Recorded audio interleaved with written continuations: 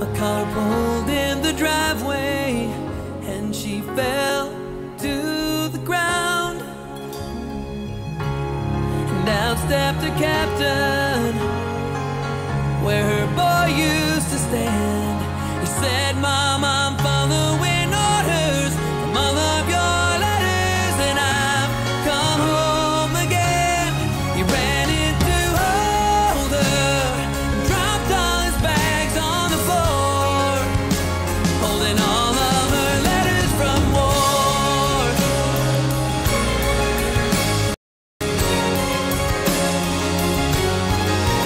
Make it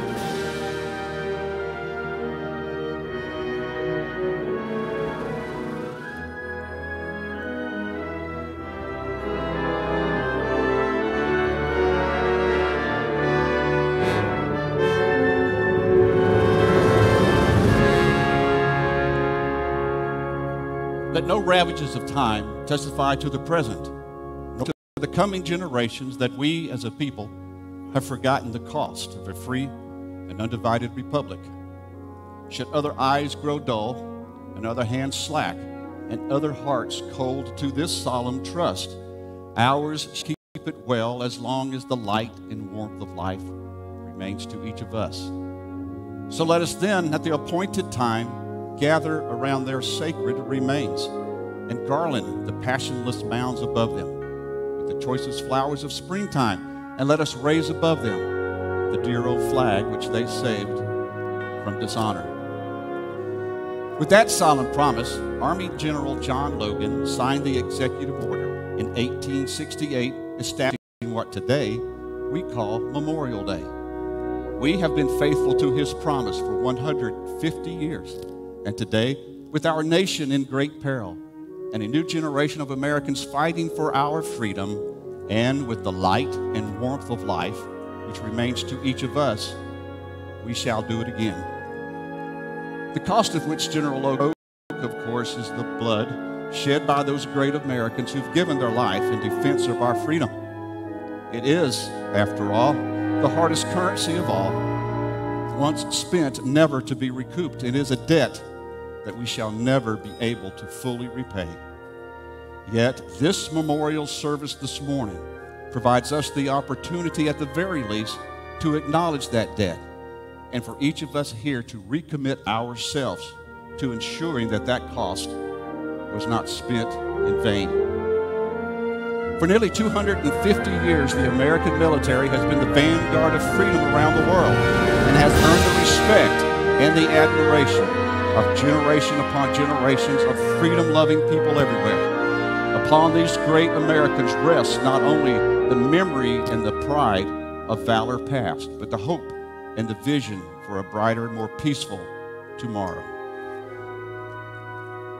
This morning's Memorial Day service is entitled Letters from War. Throughout the rich history of this great nation, thousands upon thousands of great Americans have given their life so that we may be here this morning to worship in spirit and in truth without the fear of arrest, imprisonment, and even death. And so, Thy kingdom come, thy will be done on earth as it is in heaven.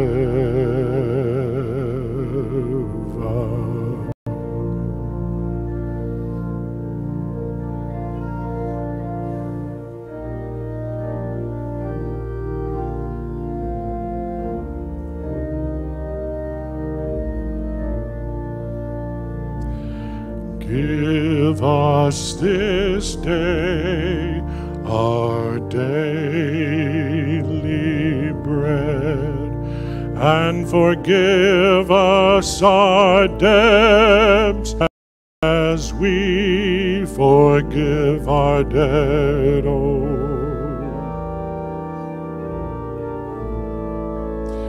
And lead us not into temptation, but deliver us from evil. For thine is the kingdom, and the power, and the glory forever.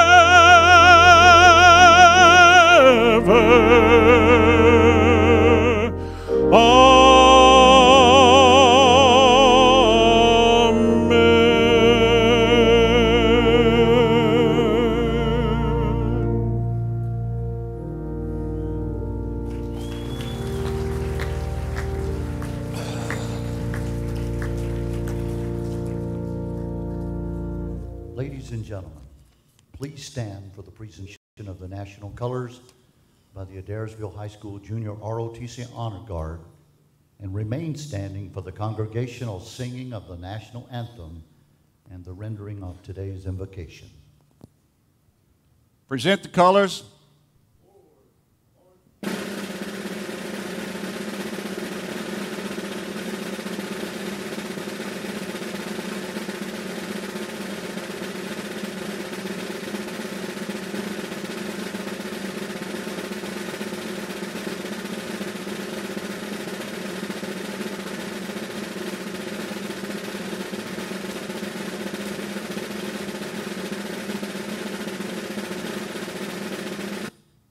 Ladies and gentlemen, please join me in singing the national anthem, the Star Spangled Banner.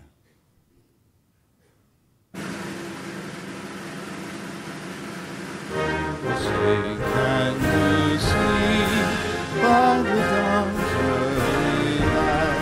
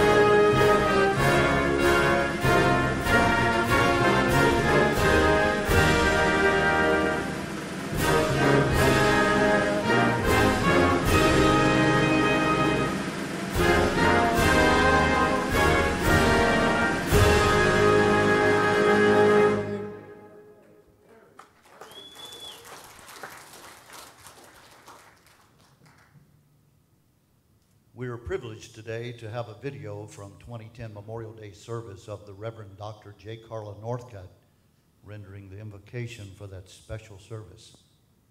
As a memorial to Carla, and in honor of her family members present in our service this morning, we thought it only fitting to once again have Carla render the invocation for today's service. Ladies and gentlemen, the Reverend Dr. J. Carla Northcutt.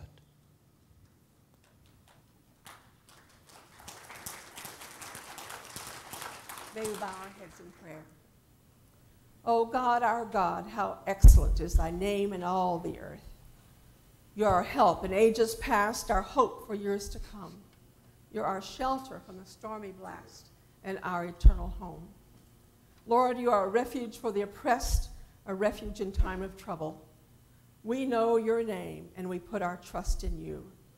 We invoke your blessings upon our lives. We invite your presence into this place, and we implore you to look upon us with mercy and grace. You have set your glory above the heavens, and in your presence is fullness of joy. We call upon you in this day of remembrance to save those who trust in you, to hide us under the shadow of your wing, keep us from the wicked who oppress us. Teach us, Lord, to execute true justice to show mercy and compassion to our brothers and sisters, to not oppress the widow and the fatherless, the alien and the poor. Teach us to behave justly, to love mercy, and to walk humbly before you, God. I will praise you, Lord, with my whole heart. I will tell of all your marvelous works. I will be glad and rejoice in you. I will sing praises to your name, Most High. We lift up our prayers and supplications for kings and presidents and for all who are in authority, that we may live quiet and peaceable lives. Now may the Lord of peace himself give you peace always and may the Lord, in whom we have redemption through his blood, be with you all. Amen.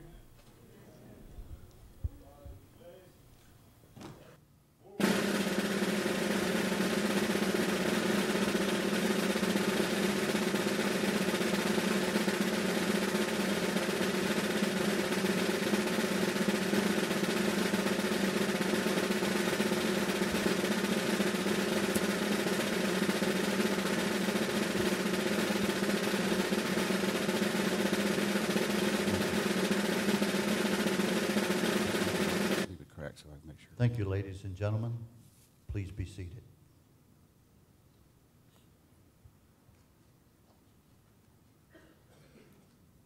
Come on, now's the time. As you entered the sanctuary this morning, you noticed 6 empty seats at the front of the sanctuary.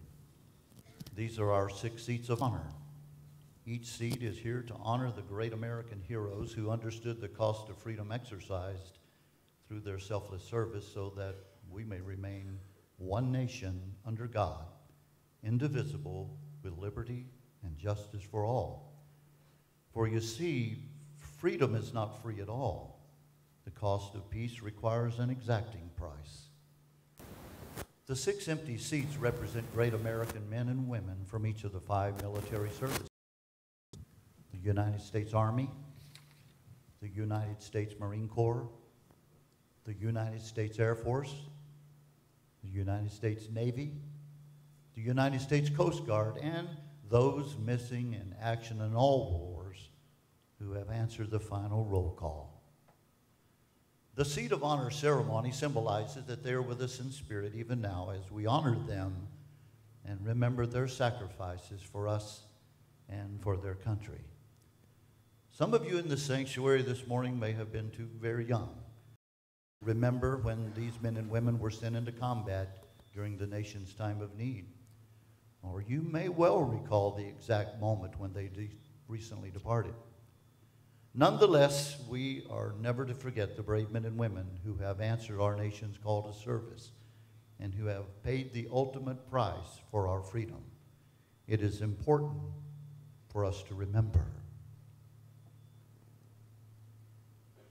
I will now explain the meaning of the items on these very special seats of honor.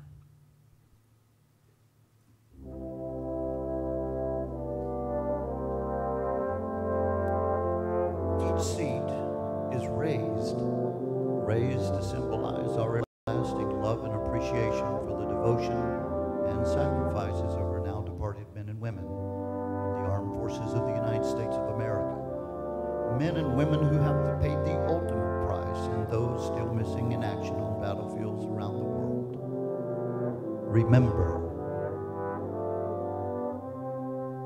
each seat is white. White symbolizes the purity of their motives as they each answered the call to arms and fulfilled their responsibilities with loyalty, duty, honor, and personal courage. Remember, the red velvet sash at each setting reminds us of the life of each of these fallen and missing heroes and the loved ones and friends who kept the faith and answered the call when their nation needed them the most. Remember, the sash is adorned with a yellow ribbon. The ribbon marks the passion this nation has for freedom and the hope to someday bring all military service members home to stay. Remember, the Holy Bible is placed at each of the settings. The Bible represents the strength gained through faith to sustain those who are lost, those at home still waiting for their loved ones also serve to remind us of our Christian heritage and that this great nation is founded as one nation under God. Remember, a slice of lemon rests on the Bible. The lemon is to remind us of the bitter fate of those who have sacrificed for the greater good on behalf of a grateful nation, and those captured and missing in action on foreign fields, even today. Remember. A pinch of salt is also placed on the Bible at each of the settings. The salt symbolizes the tears which were shed for the lives lost in service to our country, and for the heroes of today, and for the pain endured by those missing and their families still seek their return. Remember, the 6 seats of honor are empty today. These great American heroes cannot be with us today except in memories and in spirit. We shall not forget this long gray line of sacrifice through the years of centuries told. We remember them to the depths of our marrow and to the grip of their far-off hold. I ask you to remember. Remember. Remember.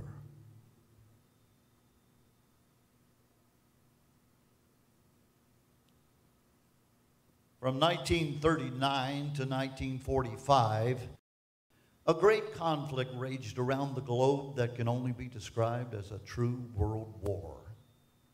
The United States of America, along with the great superpowers of the world, were involved. To the United States, this conflict was the second most costly in terms of human loss, with casualties exceeded only by those of the war between the states, the Civil War. From the beginning of the American involvement, precipitated by the surprise Japanese attack on Pearl Harbor on December 7, 1941, to the final surrender of Japan in 1945, more than 407,300 Americans gave their lives in defense of freedom, ours and the world's.